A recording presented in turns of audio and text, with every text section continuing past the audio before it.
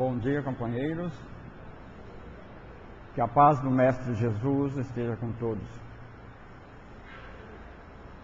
Diz que um homem muito rico, senhor de muitas propriedades, um dia convidou seus funcionários e seus amigos para irem até a sua casa, que ele iria premiá-los.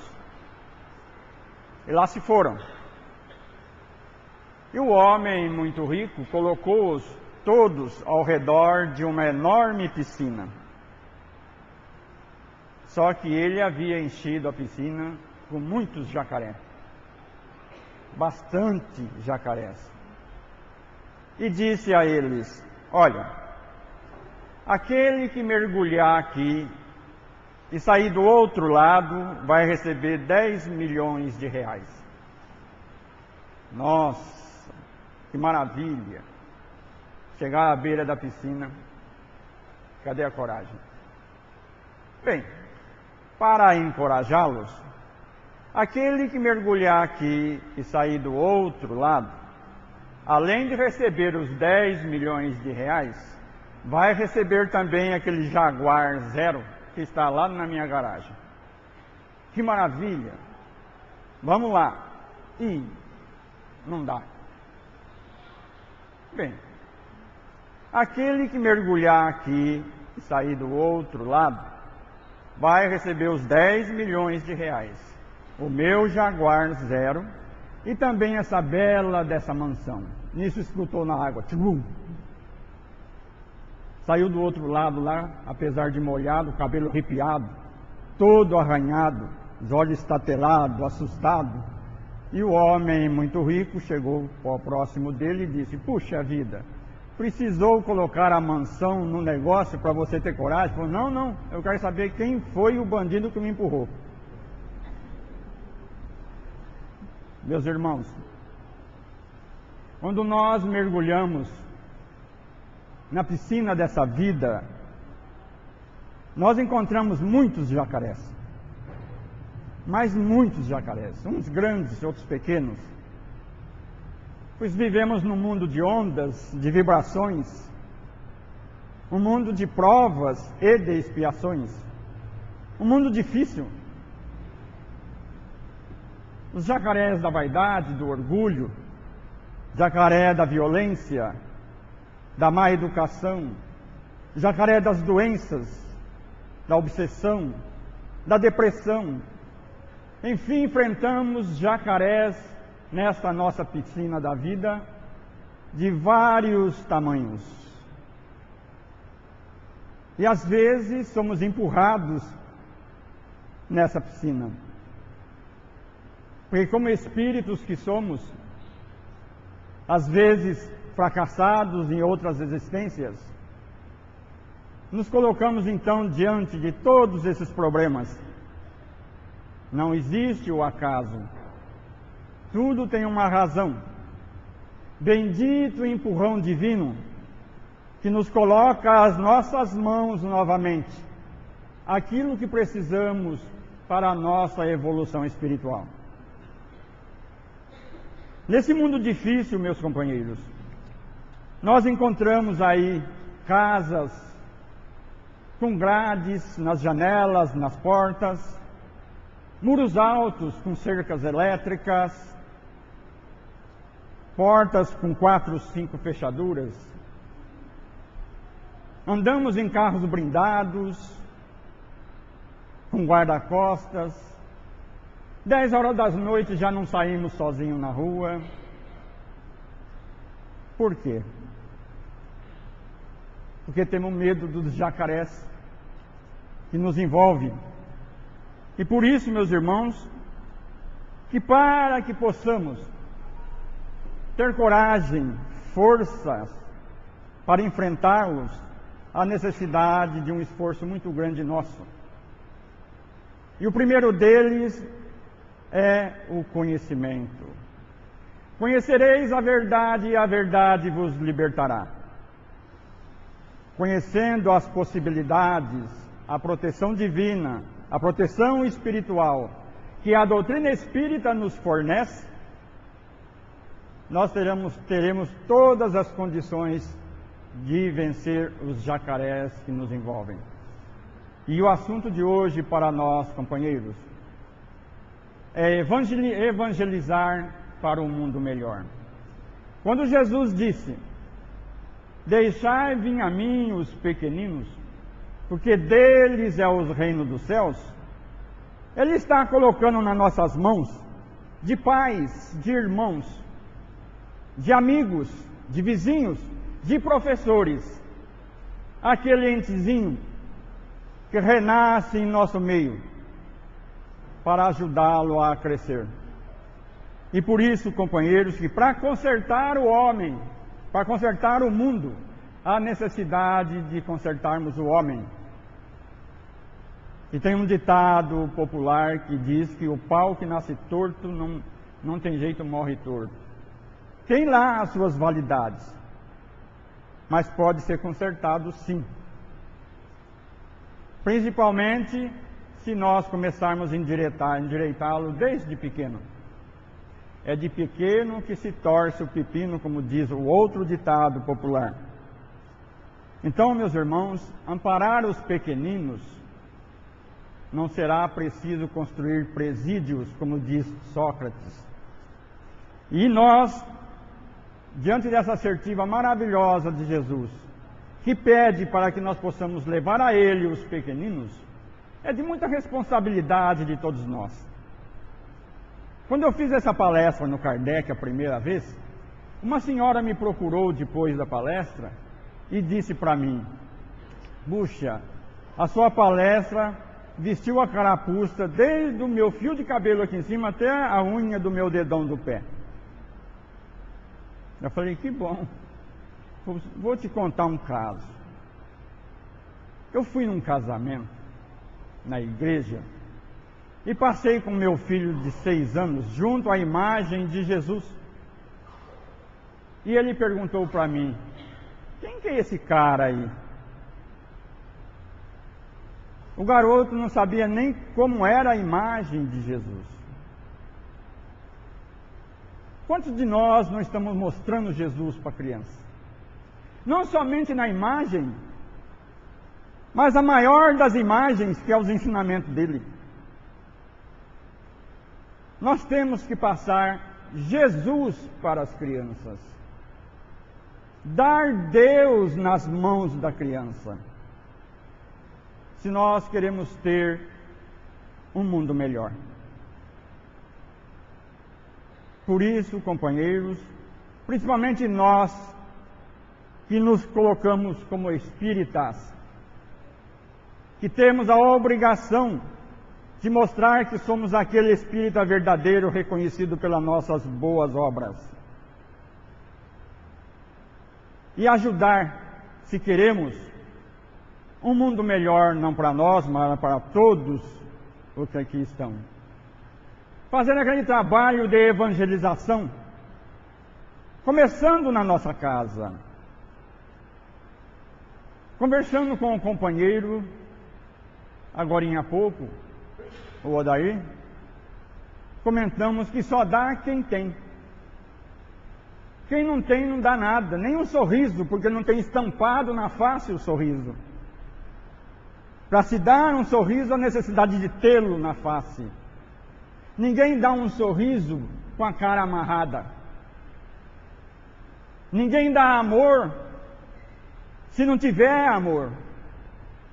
Ninguém dá instrução se não tiver instrução. Ninguém dá bons exemplos se não tiver os bons exemplos. Para se dar, há necessidade de ter.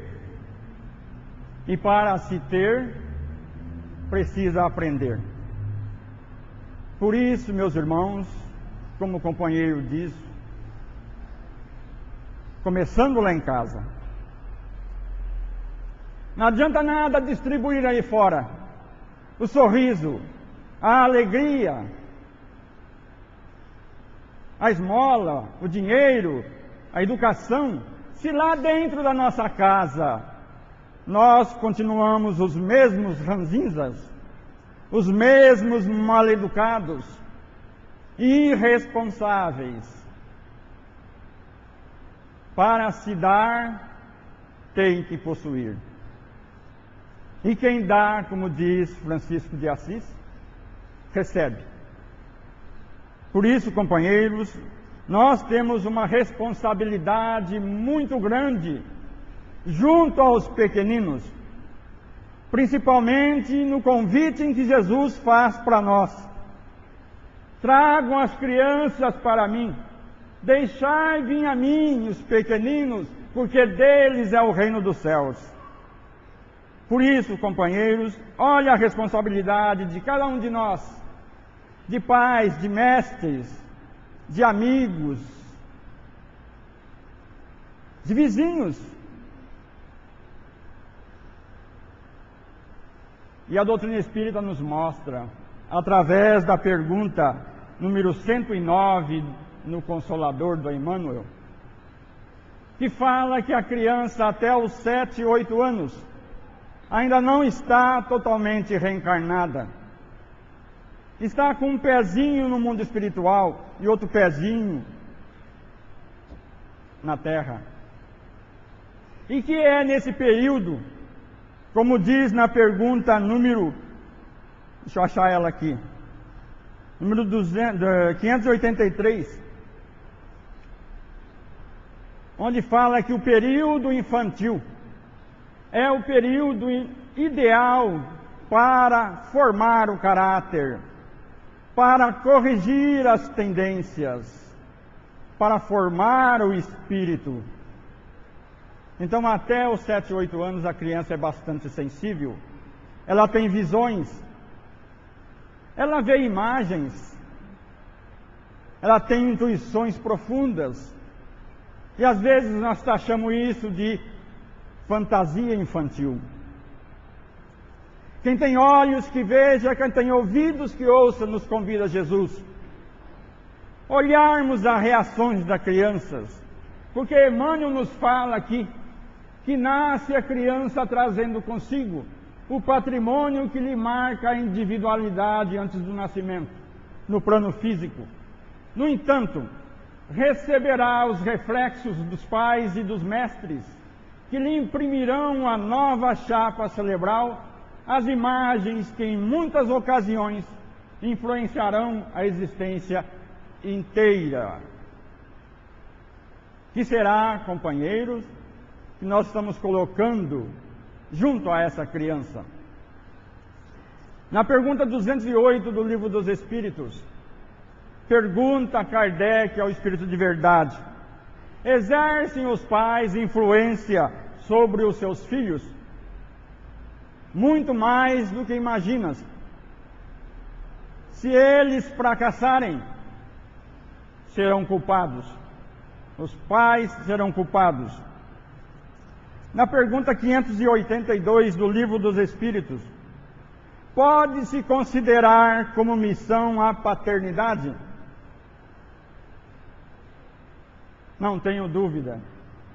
É uma missão. E se nós fracassarmos nessa missão, seremos responsabilizados. Por isso, meus irmãos, a necessidade de nós trabalharmos esse entezinho que está chegando e que está conosco. Porque responderemos por tudo isso.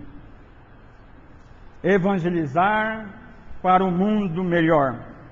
Neste livro, que eu recomendo àqueles que estão formando os seus lares agora, aqueles que já têm os lares formados, que leiam esse livro, SOS Família, do Divaldo Pereira Franco, por espírito de Joana de Ângeles e outros mais. Na orelha da capa deste livro, tem um caso interessante, que nos convida, meus irmãos, a uma meditação bastante profunda junto à necessidade da educação dos nossos filhos. Hélio Fraga, jornalista de Belo Horizonte. Ele, naquela ânsia de conseguir bens materiais para dar conforto à sua família, ele trabalha noite e dia. E ele faz aqui um relato desse procedimento dele. Ele diz que o pai moderno, muitas vezes perplexo e angustiado, passa a vida correndo como um louco em busca do futuro e esquecendo do agora. Nessa luta ele renuncia ao presente, esquecendo das coisas melhores. Nessa luta ele renuncia a tudo aquilo que possa engrandecer moralmente e espiritualmente aqueles que o rodeiam. E com prazer e orgulho, a cada ano ele preenche a sua declaração de bens. Aquela declaração de nós colocamos naquelas páginas tudo aquilo que nós possuímos: lotes, fazendas, apartamentos, sítios, dinheiro no banco, dinheiro na poupança.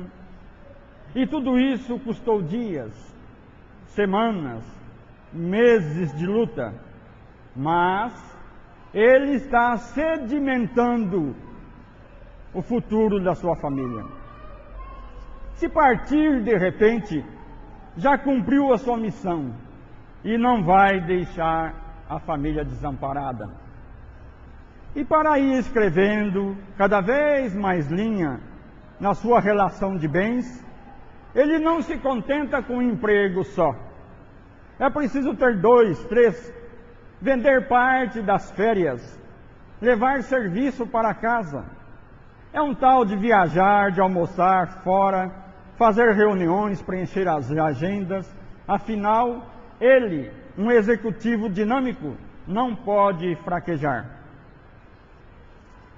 Esse homem moderno, continua ele dizendo, se esquece de que a verdadeira declaração de bens, o valor que efetivamente conta, está em outra página do formulário, quase esquecida lá no cantinho da guia, onde nós colocamos a relação dos nossos dependentes.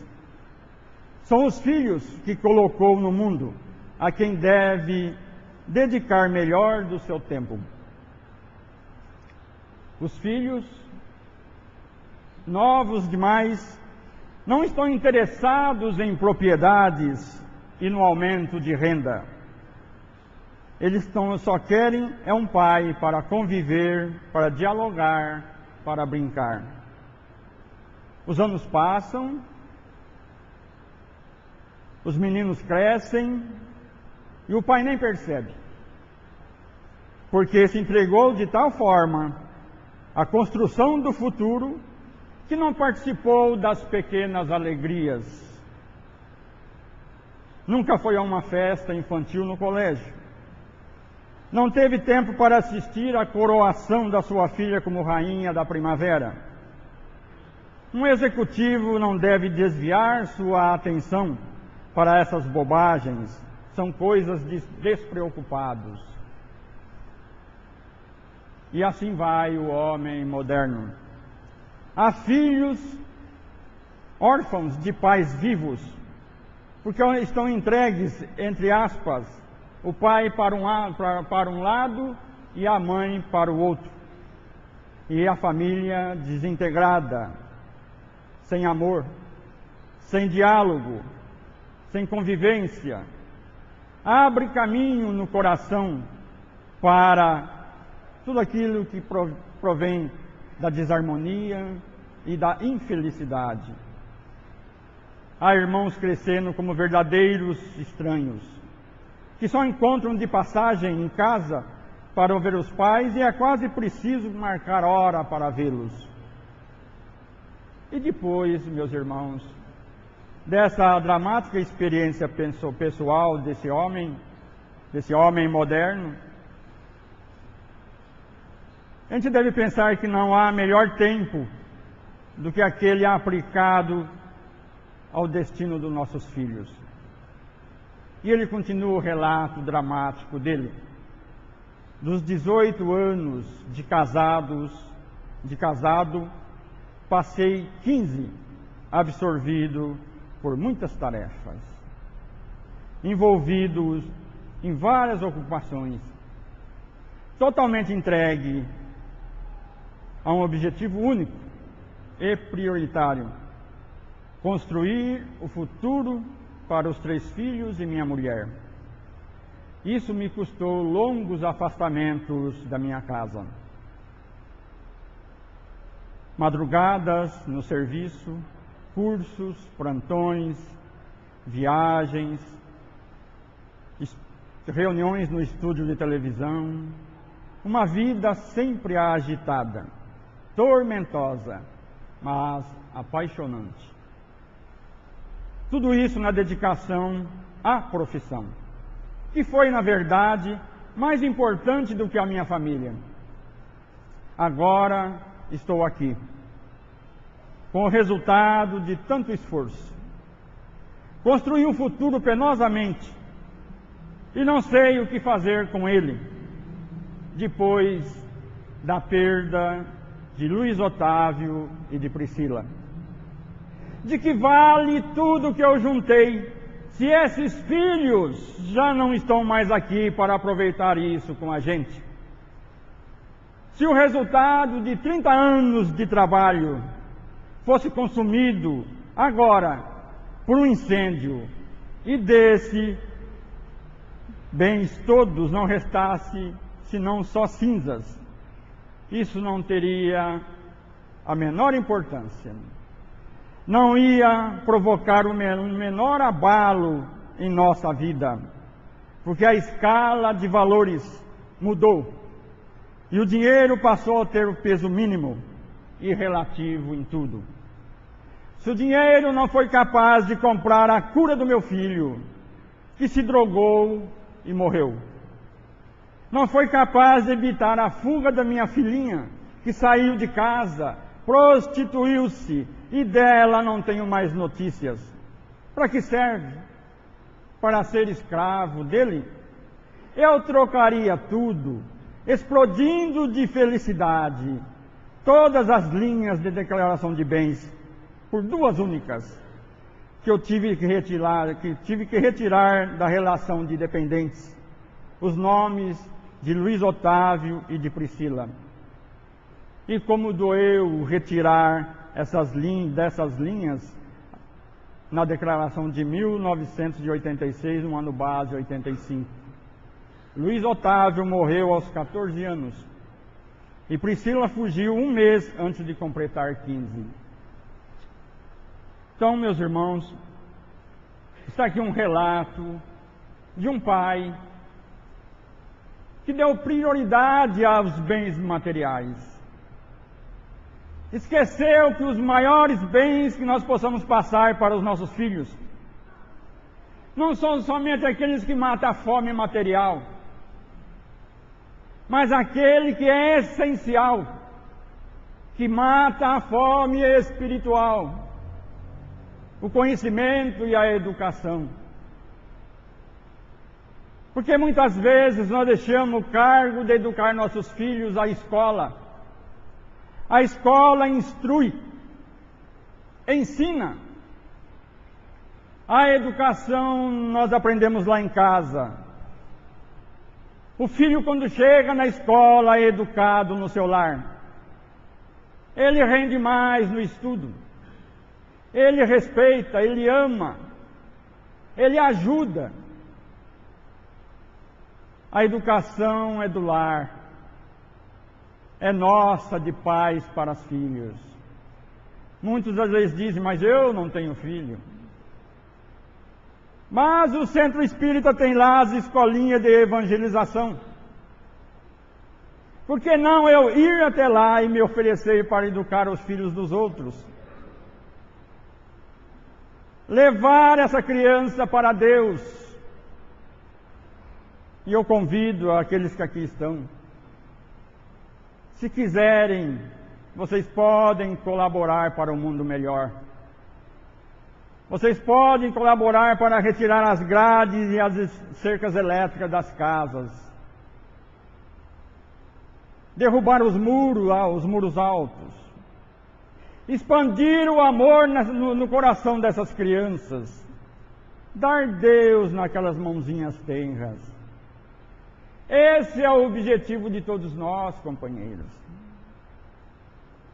Se é que nós queremos que o mundo modifique, que se comece agora. Nós educamos com o nosso olhar, com o nosso coração.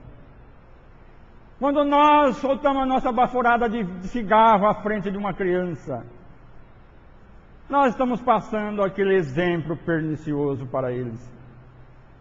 Quando nós falamos os palavrões na qual o vizinho escuta, nós estamos transpassando os muros pela nossa voz desequilibrada. Para se corrigir a criança, meus irmãos, não é preciso porrete, nem espalhar grãos de milho e fazê-la ajoelhar em cima, mas dialogar, convidar, sentir. Quem tem olhos que veja, quem tem ouvidos que ouça. Se os teus olhos forem bons, todo o teu corpo terá luz, disse Jesus. Olhemos as nossas crianças, não somente aquelas que estão ali no cadinho do nosso lar, mas as que estão lá distante. Daquela mãe que não tem possibilidade de passar a educação, vamos ajudá-la. Vamos fazer a nossa parte. Vamos trabalhar e levar essa criança para Deus, porque esse é o nosso objetivo melhor e maior. Quando nós vimos agora, recente, aquela criança sendo arrastada pelo carro durante 7 quilômetros, à frente dos olhos da sua mãe. Será que aqueles jovens são realmente culpados totalmente desse ato? Será que eles tiveram chance de ouvir falar de Jesus? De receber um afago na sua cabecinha? Muito bom, meu filho. Essa palavra, meu filho. O que é que levou esses jovens e menores e tantos outros jovens jogados aí nos caminhos? O que estamos fazendo nós para que se melhore essas condições? Quando nós adentramos os portais do Centro Espírita, que não foi por acaso, nós assumimos um compromisso com a espiritualidade. Nenhum de nós está aqui por acaso, meus irmãos. Nós temos uma missão de expandir a doutrina espírita, que tem os veículos essenciais para a melhora do mundo. Mas se nós não colocarmos isso nas nossas mãos, não é só na mente, não. Tem gente que conhece o Espiritismo em todas as 5 obras da codificação, de capa a capa. A necessidade dessas informações espirituais descer no coração. E não ficar só no coração. A necessidade de descer nas mãos, de agir, de fazer. A ferramenta que não trabalha enferruja. E nós responderemos lá, na nossa volta ao mundo espiritual. O que fizeste do que receberam. Por isso, companheiros, a necessidade de nós começarmos já essa tarefa para um mundo melhor. Trabalhando, agindo, fazendo. Um professor que morava à beira da praia saía todo dia ao amanhecer para visualizar o nascer do sol.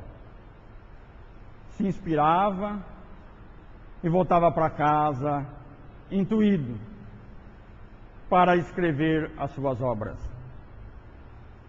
Certo dia, já de manhãzinha,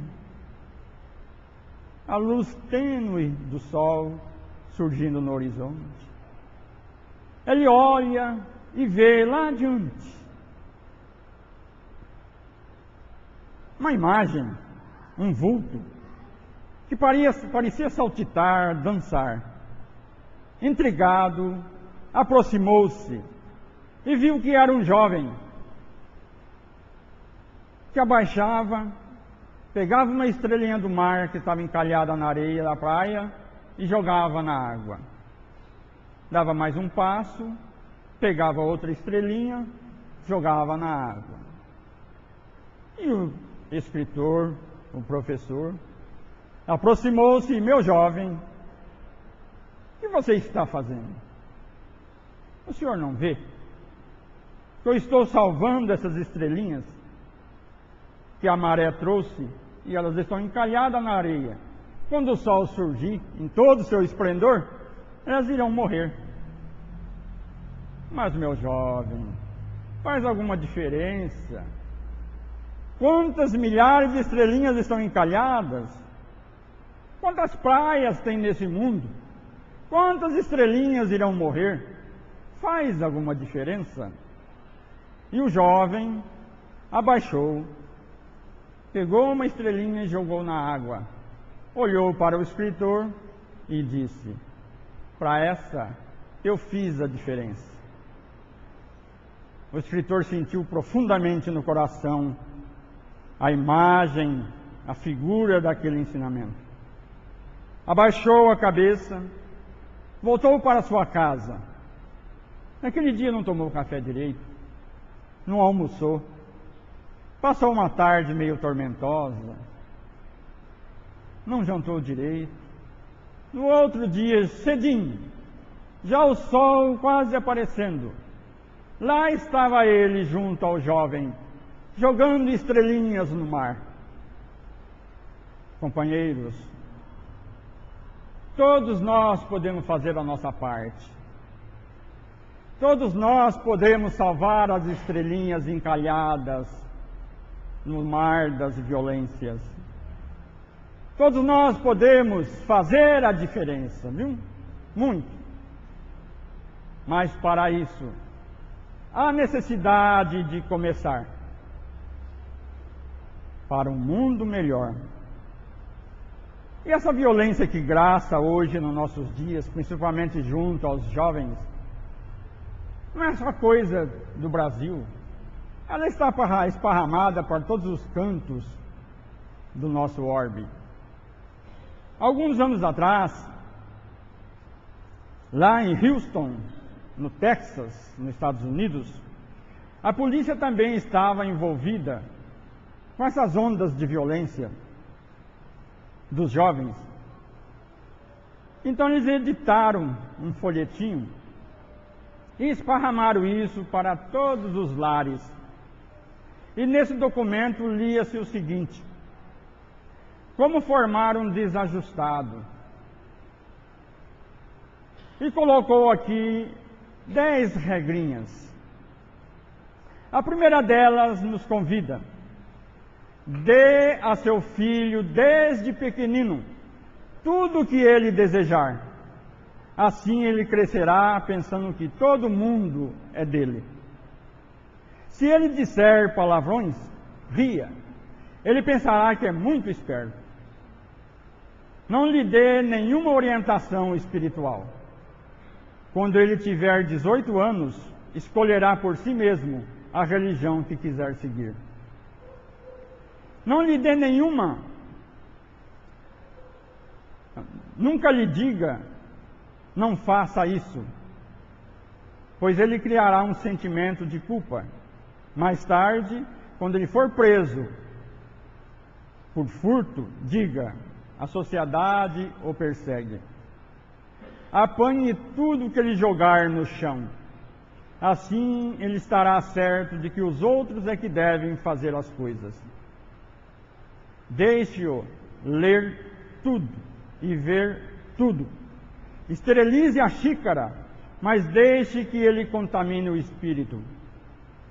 Discuta sempre diante dele. Quando o seu lar desmoronar, ele não vai estranhar nada. Dê-lhe todo o dinheiro que pedir. Satisfaça também todos os seus desejos, senão ele vai ficar frustrado. Dê-lhe sempre a razão. Os vizinhos, os professores, a polícia é que o perseguem. Finalmente, quando ele estiver perdido, explique que nada lhe é possível fazer e prepare-se para uma vida de muito sofrimento e amarguras. Eu tirei umas cópias desse folhetinho e eu vou deixar aqui, a pessoa interessada, quiser passar isso para frente, está aqui. Mas como nós vimos, meus irmãos, nos pequenos detalhes que eu passei para vocês, a necessidade de nós, pais, nós, professores, nós, irmãos, vizinhos, de nos educarmos para passar adiante as informações positivas. Como disse no início, só dá quem tem. E para se ter, é preciso conquistar. Nada cai do céu, a não ser chuva, passarinho morto, avião. As coisas do céu estão em nós. O reino de Deus está dentro de vós, como disse Jesus. Se nós conquistarmos esse reino de Deus em nós, nós passaremos eles para os outros. Por isso, fiquemos, meus irmãos, nessa observação, nesse modo de ver, nesse modo de ouvir. O que é que nós estamos fazendo para o mundo ser melhor? E vamos à frente, buscar, criar, porque Deus espera por nós. Convido aos meus irmãos, aqueles que quiserem participar desse trabalho em prol de um mundo ideal, que procurem atividades junto à criança.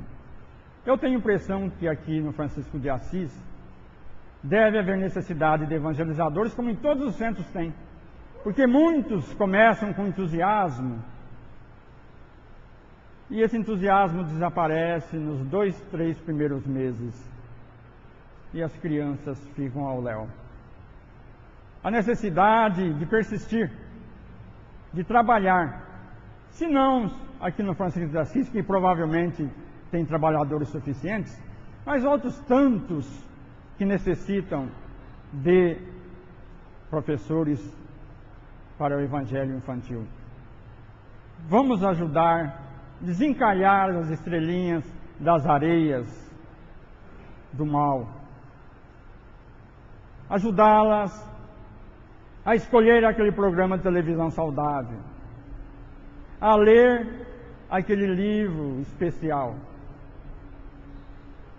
endireitar o caminho para esses nossos irmãozinhos. Nós seremos cobrados disso. Nós temos responsabilidades. Nós não estamos aqui neste mundo por acaso, meus irmãos. Há necessidade de nós fazermos a nossa parte. Quando Jesus doou a sua vida em prol de todos nós, muita gente pensa que quando ele derramou aquele sangue, que é o sangue dele que vai nos salvar, como diz popularmente por aí. Mas salvar do quê? Estamos perdidos? Não, companheiros. Nós não estamos perdidos, nós somos achados desde o dia em que nós fomos criados por Deus. Quando Jesus, lá no Evangelho, no Novo Testamento, reúne-se junto aos seus apóstolos, já quase no dia do seu sacrifício, ele disse assim: quando eu for erguido pela terra, quando eu for erguido da terra, atrairei todos para mim. Olha que colocação joia. Quando eu for erguido da terra, atrairei todos para mim. Muitos pensam que aquele momento em que lá no Atos dos Apóstolos, ficam vendo Jesus subir nas nuvens e desaparecendo no céu. Mas não é nesse momento. Quando eu for erguido da terra, atrairei todos para mim. É o momento da cruz. Quando ele foi erguido pela cruz. Porque ali ele exemplificou tudo que ele ensinou. Mestre, quantas vezes terei que perdoar? 7 vezes? Não, Pedro. 70 vezes 7 vezes. E quantos passos eu terei que andar com ele? 7 passos?